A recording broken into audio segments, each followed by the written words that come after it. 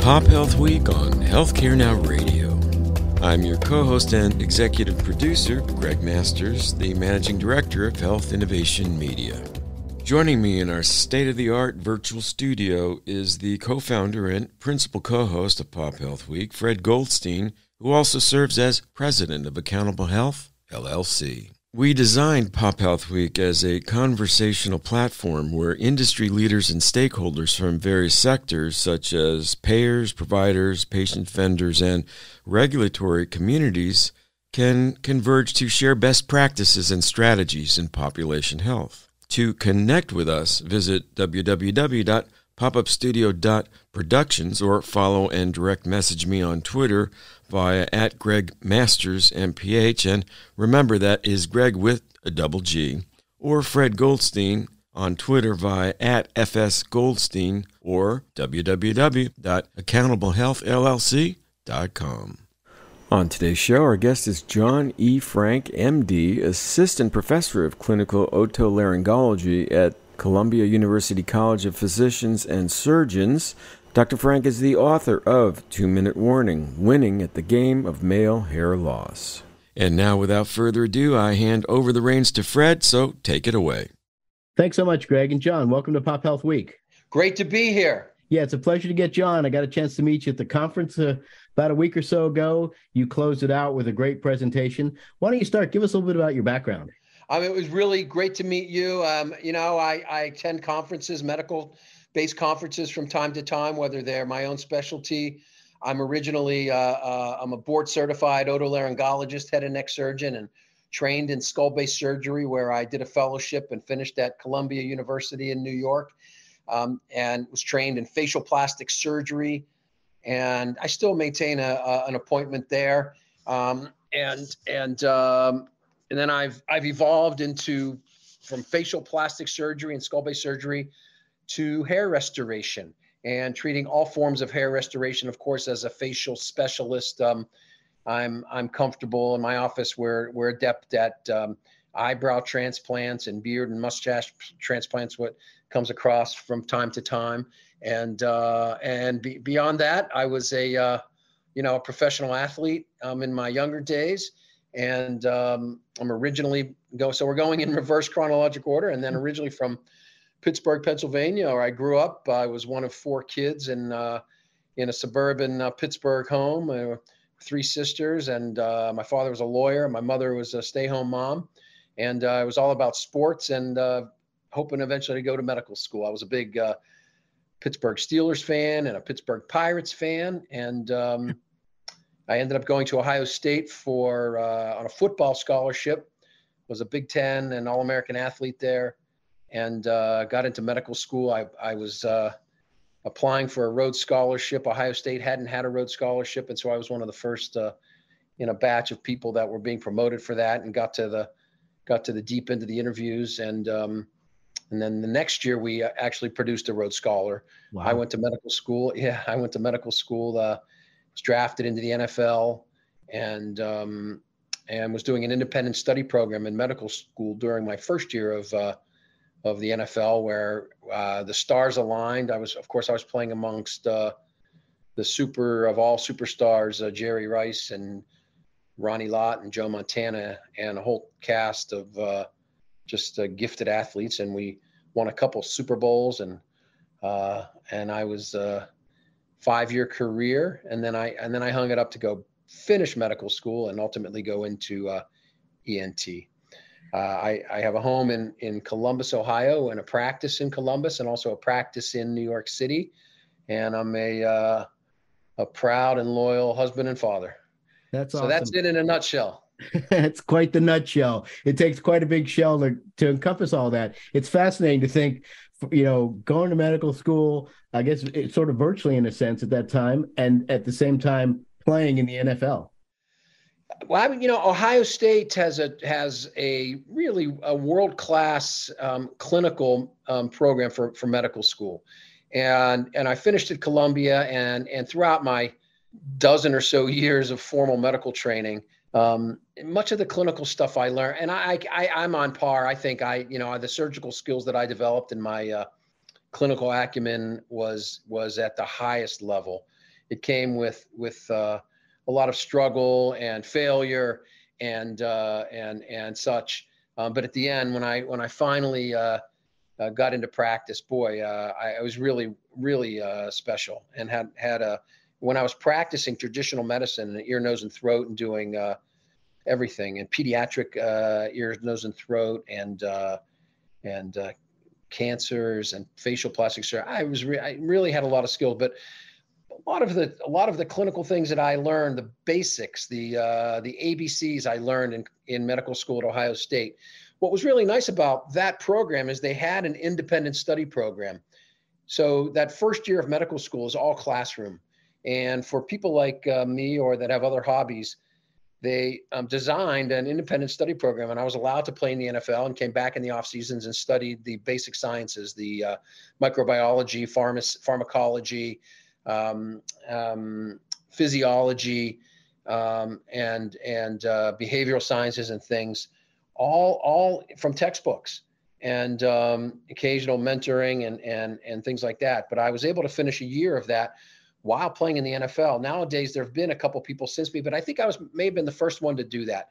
So I was on one half of the year playing in the NFL, had a lot of hard work, but had the opportunity for an amazing social events and in the limelight and on stage, and meeting dignitaries and the fame and the fortune that came along with it. So that was a big, that was on fire. And then the other half of the year, I was, first year medical student, studying and learning. And at times when we did have our clinical rotations, cleaning bedpans from disimpacting bowels. So from really one extreme to the other. And it was really, the spectrum of everything. And like I said, I really struggled with the first couple of years, and it took a long time. It took years to get back to a super high level, which I consider myself today. Yeah, and it was fascinating. I know I asked you this question at the conference. As you're sitting here playing football, which obviously results in injuries, et cetera, you want to be a plastic surgeon, and yet your hands, I'm thinking, gosh, what about your hands? And you actually had an incident, I guess, and that sort of was it, right? When you're 19 or 20 or in your early 20s and you're playing big time college football, or you're in the NFL, you really feel like you're invincible. And all it takes is one serious, injury to make you realize that you are mortal.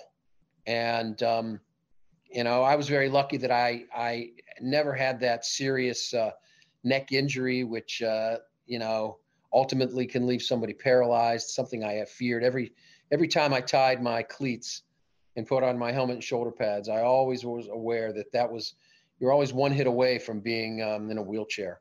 So that's a scary, a very serious side of playing in the NFL.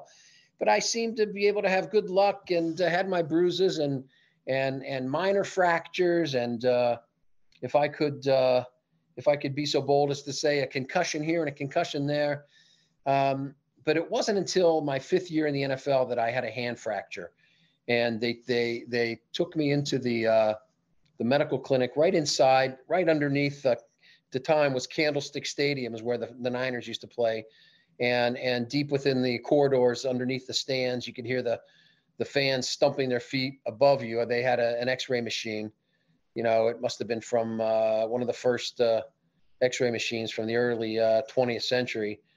And but they took a picture of my hands, and I was in my first year of medical school, and the technician looked at, and we both looked at it on the viewer, and you could see it looked like branches of a limbs of a tree that were just going in different directions. Like, oh my God, my hand was it wasn't pretty. And I walked back down to the sidelines, and I think we're in the third quarter of a game against the Detroit Lions. And it's very intense. I mean, you watch an NFL football game and you're on, watching on television, or if you're in the stands, it's screaming. And if especially in a close game, which this one was, it's tunnel vision. Everybody's got their eyes on that 50-yard line or wherever the ball is. So I walked back onto the sidelines, and my hand was my whole arm was in a sling, and the team physician was there, and I was holding the X-ray in my other hand, and I showed it to the team physician, and he just looked at it and he's like, "Yeah, that's you've got some fractures there." And the team trainer walked over and said, "Well, there's only 49 men on this roster." This was really like a war, Fred. I mean, this was like being in a battlefield. Said there's only 49 guys on the roster. There's only one other tight end. Probably can't catch passes. I'm like, duh. It's like, but why don't we wrap it up? You can still block.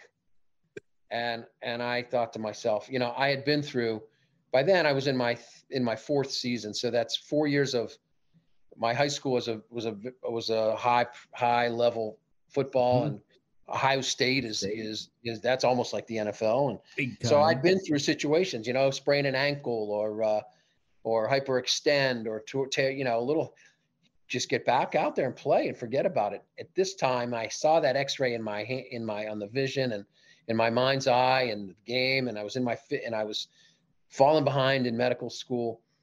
And they said, well, let's just, can't you just tape it up and we'll put a quick splint on it and we'll get you out there for the fourth quarter. And it was the first time in ever in my career that I said, I'm not doing this.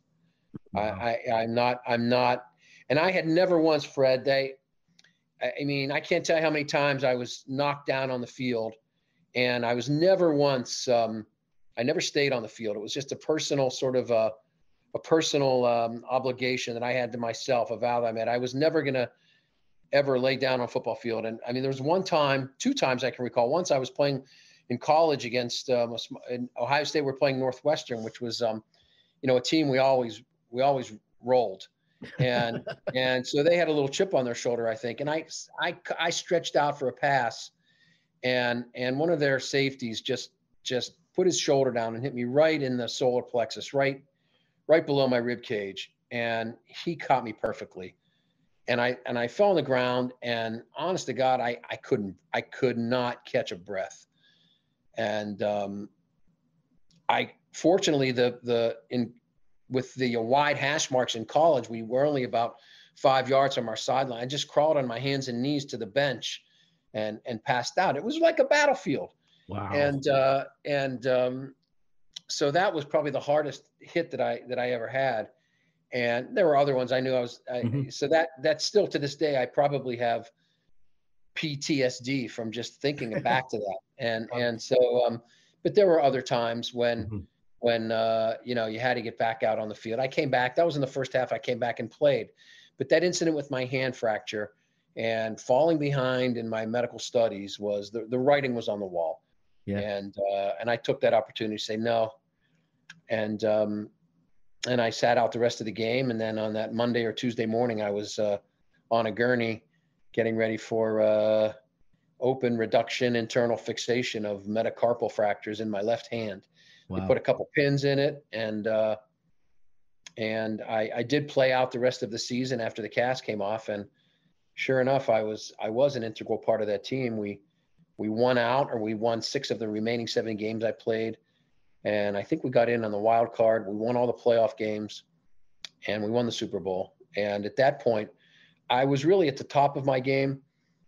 But I knew that I wasn't going to be much longer. So I told the 49ers just in time for the NFL draft that they could draft a tight end, because I was very fond and still am of the family that owns the 49ers, the Bartolos and the Yorks. Yeah. Yeah.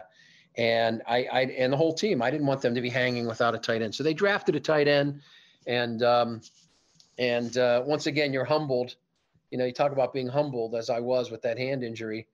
We won out when I played that last season. We won every game, almost 7 or 8 of the last 9 games. I really thought that I was the cog that turned the wheel until I retired. And the next year, the 49ers, they were so stricken without me that they beat Denver in the Super Bowl 55-10 in one of the most lopsided victories ever. So. For those just tuning in, we are in the company of John E. Frank, MD, Assistant Professor of Clinical Otolaryngology at Columbia University College of Physicians and Surgeons. Dr. Frank is the author of 2-Minute Warning, Winning at the Game of Male Hair Loss. Let's move on a little bit now, because the football was great. We can discuss that the whole time. But I got a chance. You actually gave me your book, The 2-Minute Warning, which was really fascinating. I hadn't thought about hair loss much. It's really not something that we in population health might get into too much, but it really was interesting to read because there's a lot more to this than I really thought about. So why don't you talk a little bit about that, why you chose to write the book, and then let's get into it a little bit. Well, yeah, hair restoration and hair loss, as we may have talked about earlier. I can't remember if we were chatting about it before, but hair loss is on the surface. When I first came into medicine, it was the sort of the less respected part of medicine and surgery. And when I made the commitment to be a hair restoration surgeon, I always felt like I was going to be the black sheep. But it's come a long way. It's certainly a lot more intricate and complicated and dynamic than I had ever expected. And I think anybody that knows it from a professional level realizes that, just how technical it is.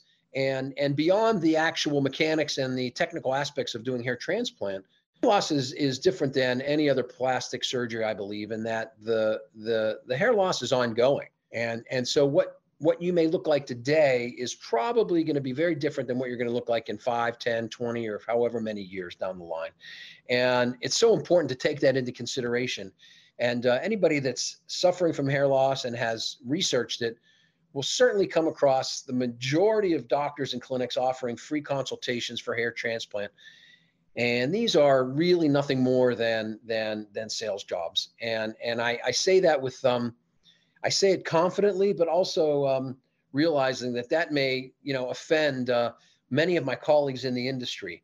But I think if they're very honest and were to have a one-on-one conversation with me, they'd realize that whether they're doing that consultation or they have a salesperson or what they call a consultant in their office, it's truly an opportunity for them to really persuade that unfortunate or somewhat vulnerable young man or woman who has hair loss to get a transplant.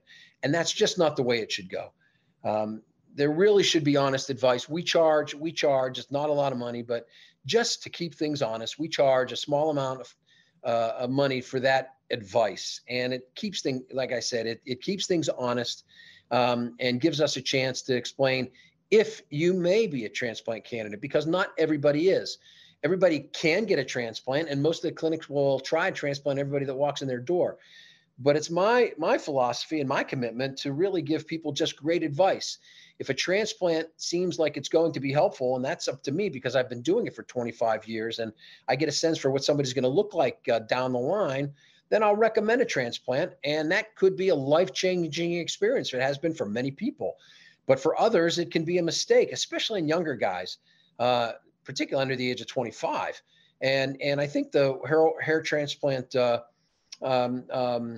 superstars realize that, but it's still very enticing because there's no third party payment, and it's enticing to take advantage of that system. So we never do that. I probably turn away or delay or offer some alternative to surgery for about a quarter of the people that reach out to me, and it's the best way to go. I've seen other transplant surgeons get in trouble just because like I said, hair loss is ongoing, and the supply of hair to donate to yourself is limited. It's finite, and so whenever anything is finite, you better make the best decisions about what to do with those resources. And so that's the basic philosophy of how I like to approach hair restoration, hair transplant, and surgical and non-surgical.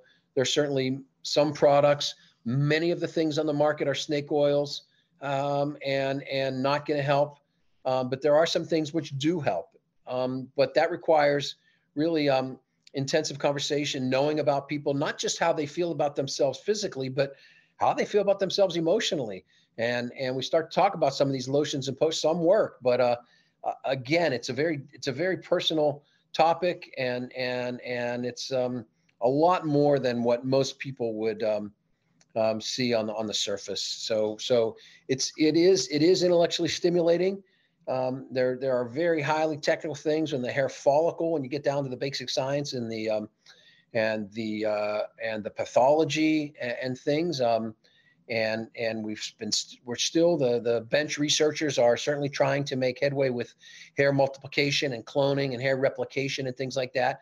But that's still been a holy grail in this field.